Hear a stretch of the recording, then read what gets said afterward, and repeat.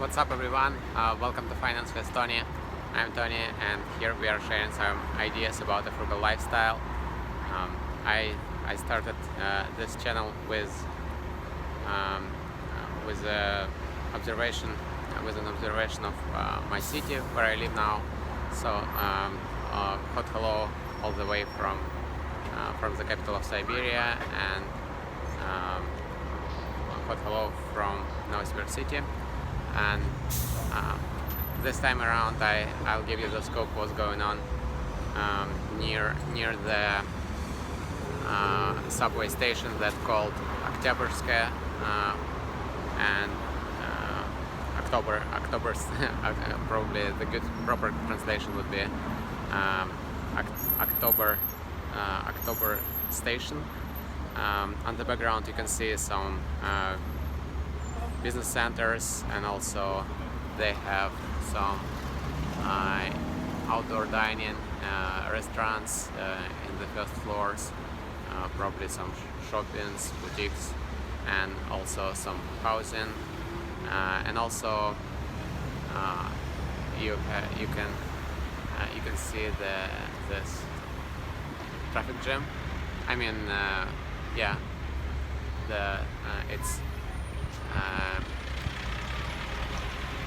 it's roughly 80 degrees Fahrenheit, I guess mid-20s degrees Celsius. Pretty busy evening, and I guess in this video I'll try to give you an additional perspective on Novosibirsk city, and on the background you can see some the building that belongs to the bank that called West Side Bank. In the background, let's take a better view. Yeah. So as you can see, it's quite a modern architecture in this part of the city in general. Speaking about this building, as you can see, here's some coffee shop on the first floor, and also this beautiful lions.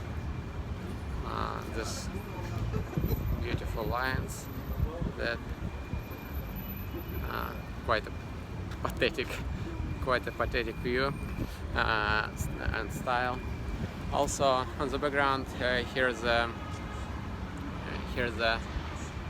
one of the most expensive grocery shops that called Bucketley. Originally, I believe, if I could be wrong, but probably it's a Tartarian food cuisine. I mean, yeah, maybe from Tatarstan even. I'm not fully sure. And there's a beautiful housing with panoramic views to the Ob River, which is the 7th longest river in the world. And we are on the way to the one of the largest, maybe even largest, library in Asia, with more than 10 million books.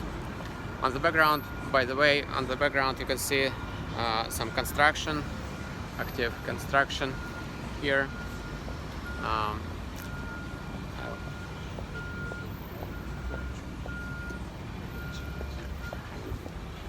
I'm not fully sure that it's available. It's a proper picture for you, but here's the construction, and it's called Richmond Residence, and actually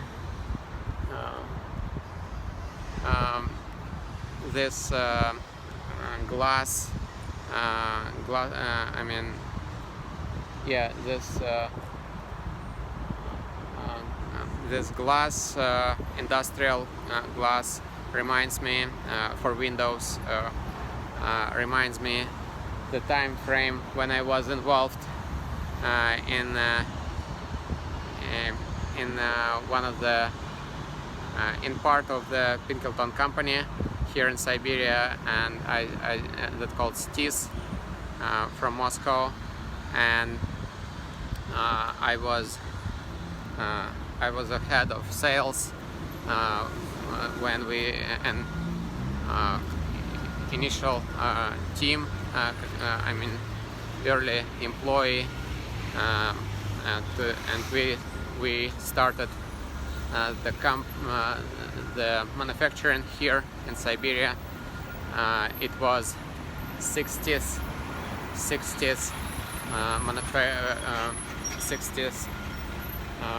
plant of the company in Russia, and also it was quickest. So here's some construction. It's a really massive. Actually, I'm not fully sure if you can estimate that, but it's pretty. It's going to be a massive building. Well, on the background here's some old buildings, and that's better across the pedestrian crossline. So here's the construction, and also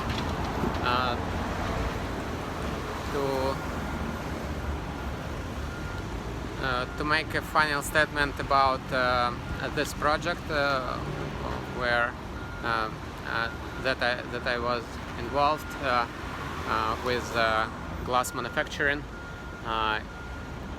We made $1 million revenue in 3 months. I mean, after 3 months after this manufacturing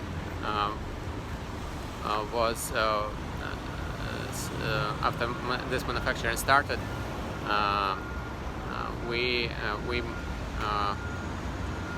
was able to supply this amount of glass products, and also we were able to make such revenue. I guess it was really pretty fast start for industrial area, for industrial field. On the background, this building on the background is a classical Stalin style, Stalin Ampere, and well, speaking about architecture here in Siberia, and probably in general, generally speaking, in the former Soviet Union, as you can see, we have plenty of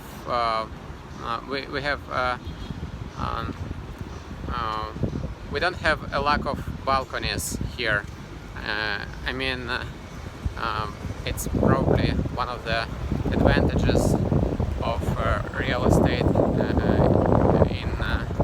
in the former Soviet Union and in Russia.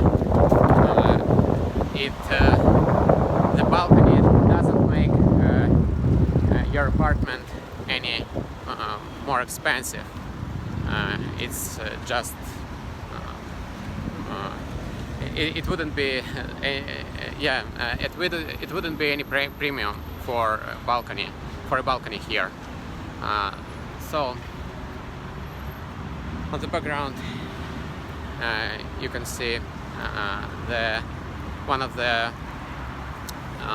most beautiful avenue, I guess, here in Novosibirsk city. It's Oktyabrsk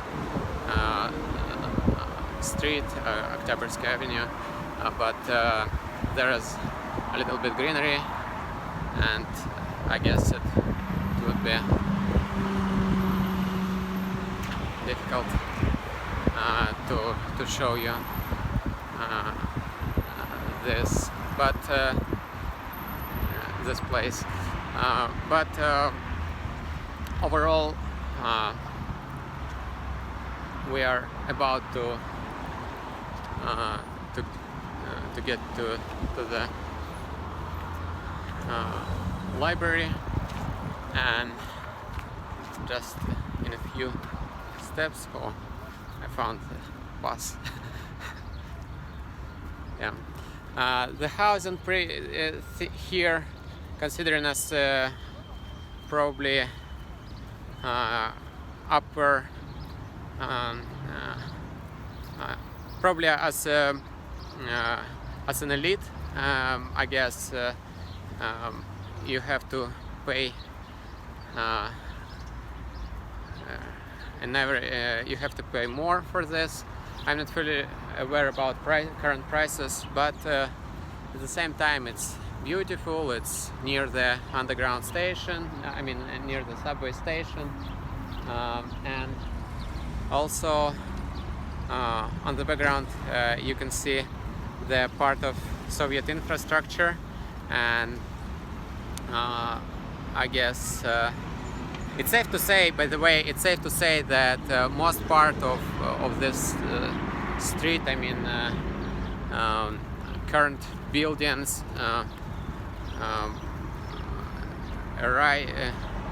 arised just in last couple of decades.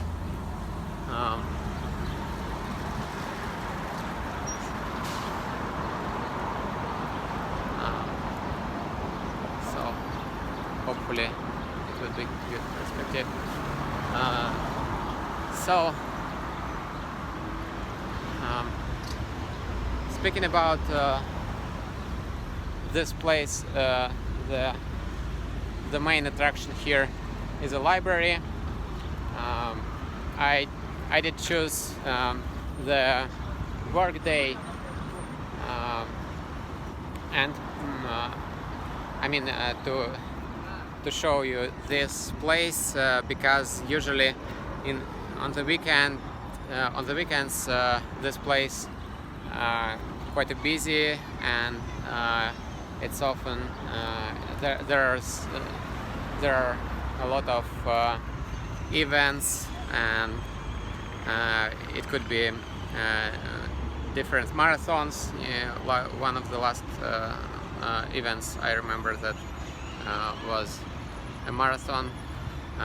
So speaking about this library, it's one of the largest offline libraries in Asia, with more than 10 million books, and it was pretty much important place for me when I was a student, even though my university has own library, pretty decent list of books, but I mean archives and so on. Nevertheless, it's I had to go to this library too, and it's definitely must-have place to be, at least barely, as myself, and to get some exclusive books, old books, and so on. So I mean, it's a must-have for students, of course. because Novosibirsk has dozens of universities, and that's why I guess this library founded here during the communist era. And also, on top of that, this library belongs to the Russian Academy of Science, and also it is quite an important part of the culture of this city, of Novosibirsk city, that we have Russian Academy of Science, Russian Academy of Science here, and also such infrastructure like this library. And also I'll try to show you some I would say science places, like Science Town here, that called Koltsovo, when it comes to biotech. It's the second Russian vaccine against COVID-19 was created there in Koltsovo. So back to the library. Unfortunately, this fountains unfortunately doesn't work today. I'm not fully sure why. Maybe because according to the weather perspective, it has to be rainy day. But anyway, unfortunately I can't show you this beautiful fountain, because it's actually the highest fountain in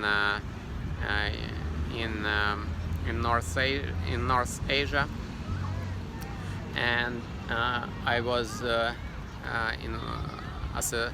I was involved in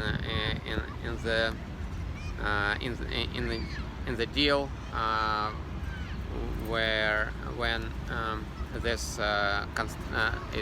when it was the construction of this fountain in 2008, I believe, maybe 2007. So let's take a closer view. Yeah, unfortunately we can see just pound rather than fountain.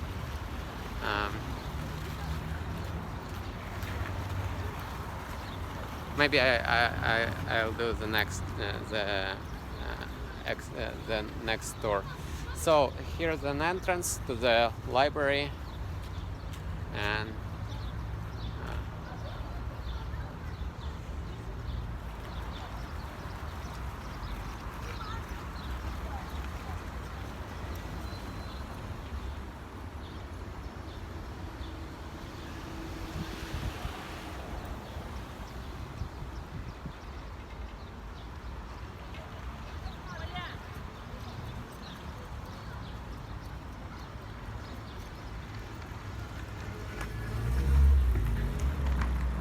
so speaking about books, it's safe to say that Russia and former Soviet Union and also Russian culture really affected by an ocean of Russian literature. You know, if when it comes to oh, here's a beautiful view, by the way. Check it out.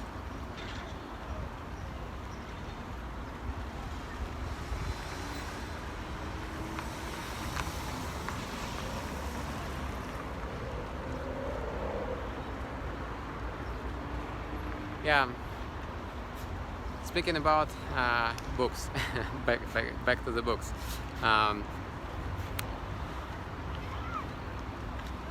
I guess when it comes, historically speaking, Russian literature was a mainstream in back to the 19th century. You know, when Russian Empire had a power, and also Russian literature was, I guess, from my point of view, Russian literature was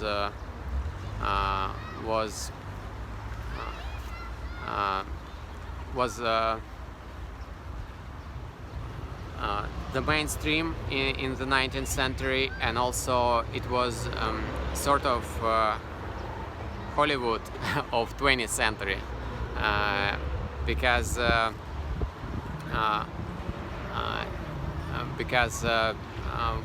Russian philosophers like anarchists, communists, and so on, and also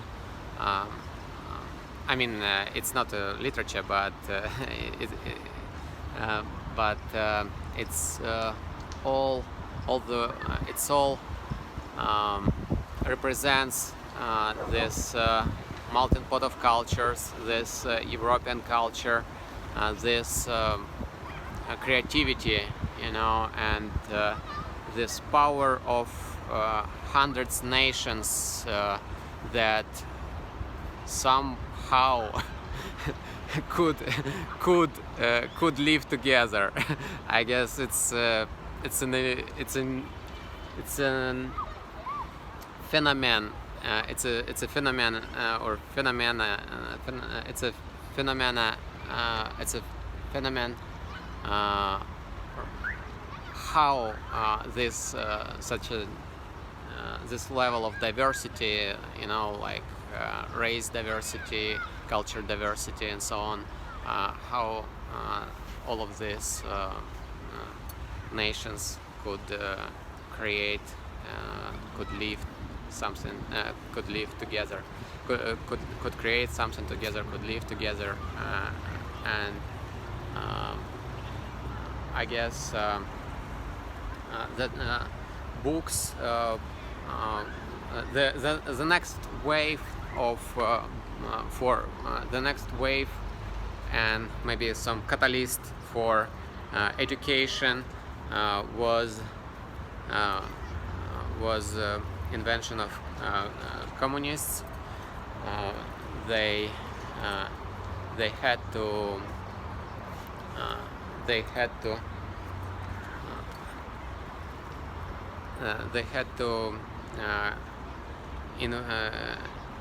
had to involve major part of population to the education process, and at the end of the day, socialism, from this perspective, was a game changer here in the former Russian Empire, and also I didn't study English before I turned 33, partially because Russian content is pretty massive, and also speaking about books,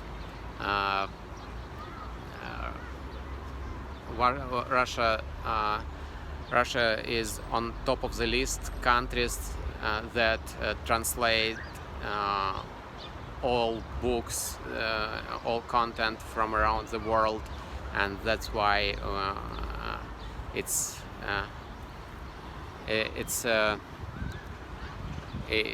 a part of our traditions, be educated, and overall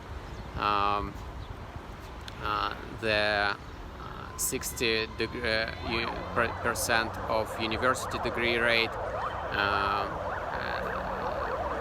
also it's all it's all plays. It's all playing it's all part of the quartet, part of this education system and science system and so on. Well, I don't think we would able go inside because I don't have subscriptions or something like that.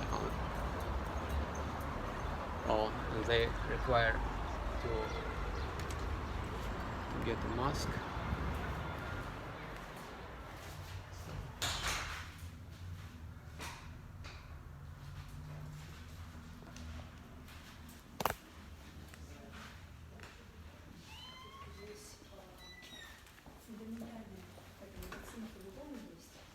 So here's a massive staircase and also garderobe and also mosaics.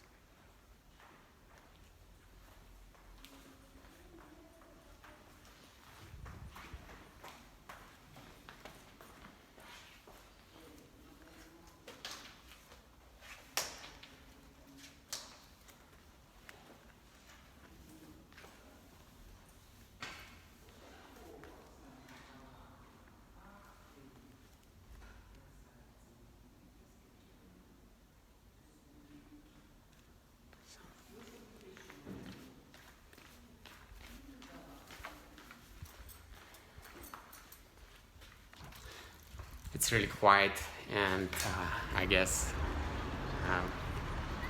it would be difficult to comment anything. So